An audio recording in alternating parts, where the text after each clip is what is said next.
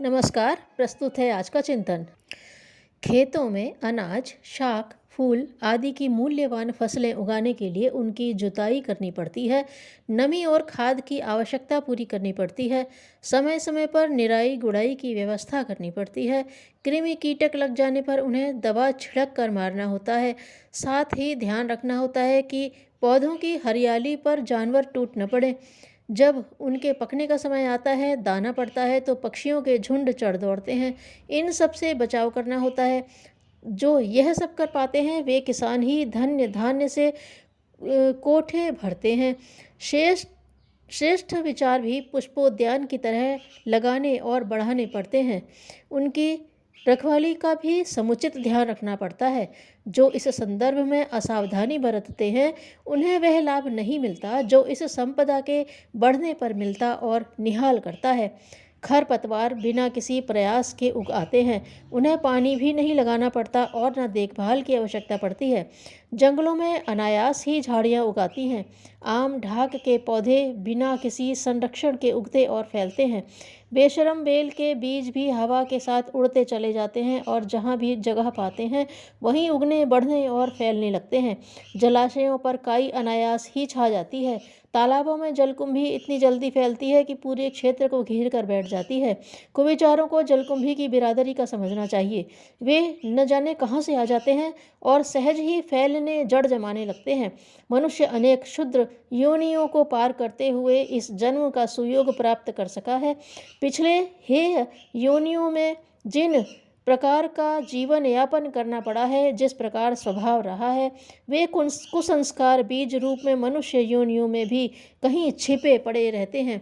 तनिक सा अवसर पाते ही वे उगने और बढ़ने लगते हैं। समाज में सर्वत्र कुविचारों और कुकर्मों का प्रचलन है।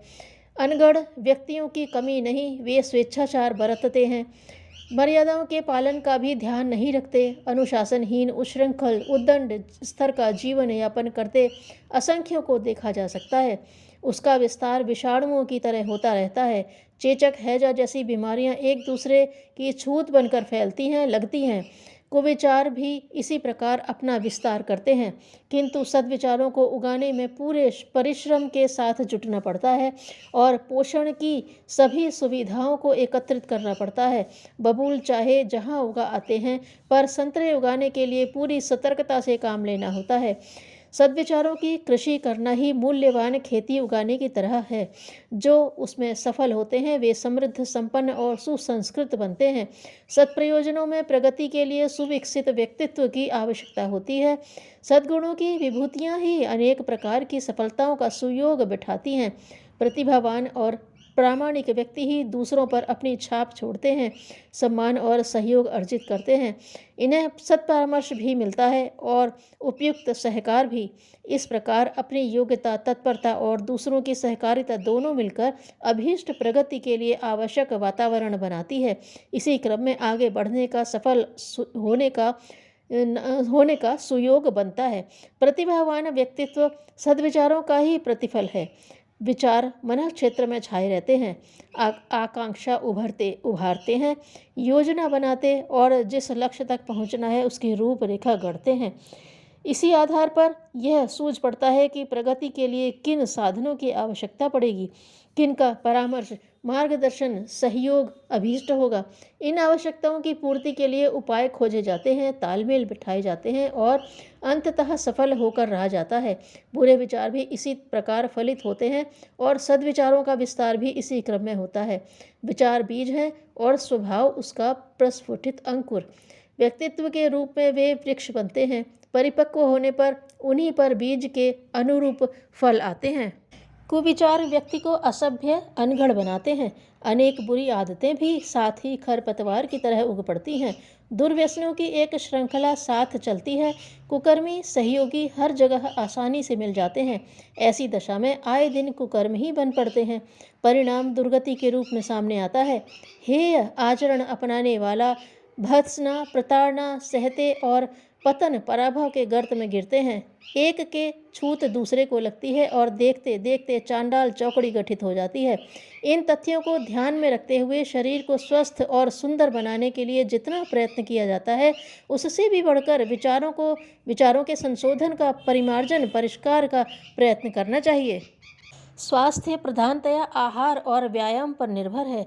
ठीक उसी प्रकार मानसिक परिमार्जन के लिए स्वाध्याय और सत्संग का आश्रय लिया जाना चाहिए। पुस्तकें पढ़ते रहना स्वाध्याय नहीं है, वरन इस प्रयोजन के लिए मात्र उसी साहित्य की जरूरत पड़ती है जो जीवन की प्रस्तुत गुत्थियों का समय के अनुरूप समाधान प्रस्तुत कर सके।